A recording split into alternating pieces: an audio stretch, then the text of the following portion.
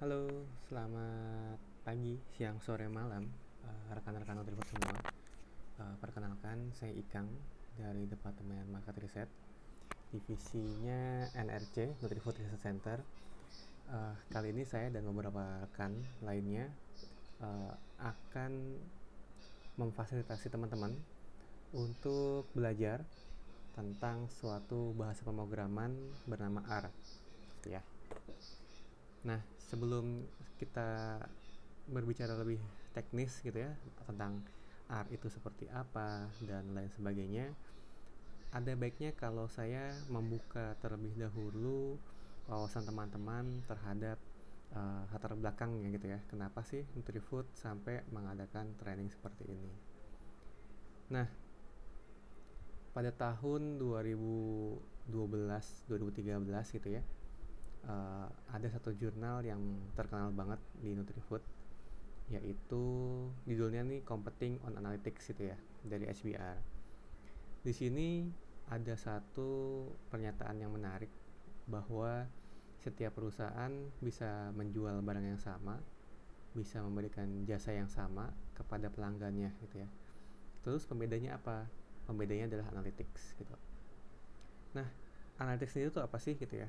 Kalau saya boleh memberikan definisi gitu ya, analytics adalah kemampuan perusahaan untuk explore dan exploit gitu ya, data yang di internal dan di eksternal gitu. Dan matematika atau statistika gitu ya adalah tools terbaik yang bisa kita gunakan untuk melakukan analytics gitu. Nah, mungkin teman-teman di workplace gitu ya atau di tempat lain ini dibanjiri oleh kata-kata atau terminologi seperti ini gitu ya. Contoh deh misalkan industri 4.0 gitu ya. Kan rame banget itu ya diomongin gitu ya. Ini apa sih gitu ya. Tapi ini kalau buat informasi aja gitu ya. Ini tuh tidak harus sequential gitu. Nggak harus satu dulu baru dua naik tiga baru empat, enggak gitu. Kita bisa lompat langsung dari dua ke empat tuh boleh gitu ya, atau dari satu ke tiga tuh boleh. Contohnya apa? Ini satu contoh yang menarik gitu ya di India. Kalau teman-teman lihat aerospace industry gitu ya di India itu udah 4.0, kan mereka udah berhasil ya meluncurkan roket ke luar angkasa. Sementara kalau industrinya mereka masih 2.0 gitu ya, jadi nggak masalah nih. Tidak harus berbarengan, tidak harus sequential gitu ya. Apalagi beda industri biasanya akan beda nih penerapannya gitu ya. Lalu kalau kita lihat itu ya hasil studi di Eropa tahun 2018, apa sih di belakangnya industri 4.0, dan ini ternyata paling banyak tuh di data gitu ya, fokusnya di data. Ada teknologi blockchain, tapi di sini ternyata hasil uh, studinya gitu ya blockchain nggak masuk. Tapi kalaupun masuk tetap ya itu nanti fokusnya di data gitu ya. Saya udah nyebut data beberapa kali gitu ya. Data tuh apa sih gitu ya? Data itu saya bisa bilang adalah representasi faktual dari suatu pengamatan gitu ya. Jadi ada observasi, kita dokumentasikan, kita tulis gitu ya. Bentuknya macam-macam. Dulu pertama kali saya kerja di riset tahun 2008, yang kepikiran kalau mendengar kata data tuh tabel Excel gitu ya, isinya angka gitu. Tapi ternyata sepanjang perjalanannya gitu ya, data tuh nggak harus berupa Excel gitu. Apalagi teman-teman yang punya gadget segala macam gitu ya, punya akun sosmed, punya akun Gojek, Grab, foto, video, audio, geolocation, macam-macam itu adalah data juga gitu ya. Jadi setiap bit yang kita hasilkan dari gadget kita itu masuknya ke data gitu ya. Kita bisa bilang itu sebagai data. Dan ini TikTok gitu ya. Video yang dibuat di TikTok itu data sebenarnya gitu. Oleh karena itu ada tantangan baru gitu ya. Mungkin kalau teman-teman yang udah ngerasa wah saya jago Excel gitu ya, selamat gitu ya. Excel memang berguna banget buat pekerjaan kita sehari-hari.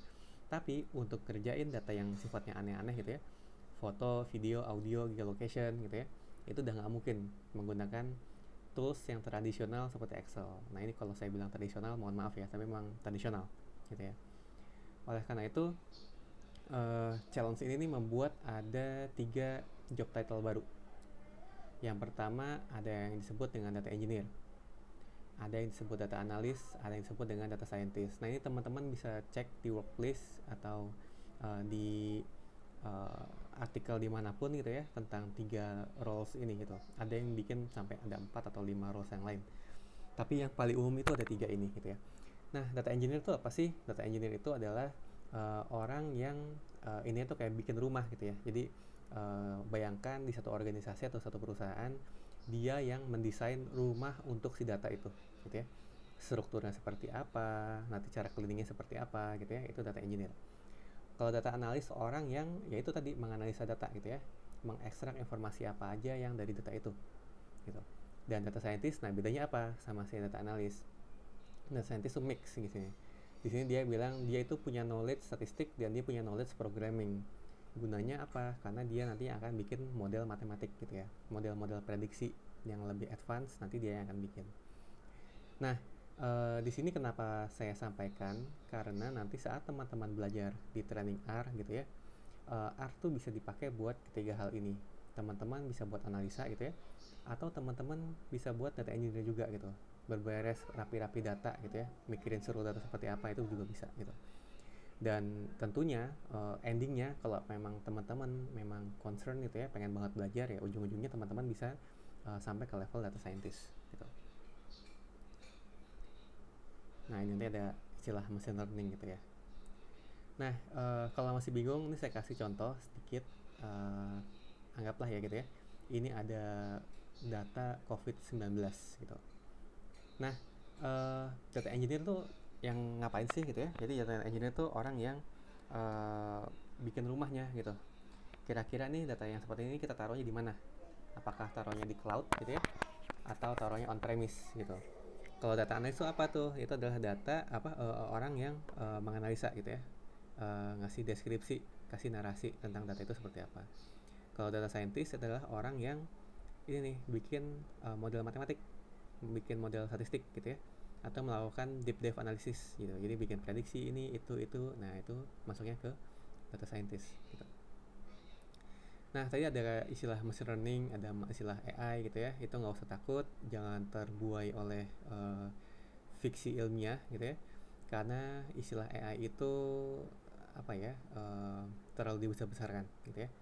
Ini ada satu term ada satu analogi yang menarik gitu ya.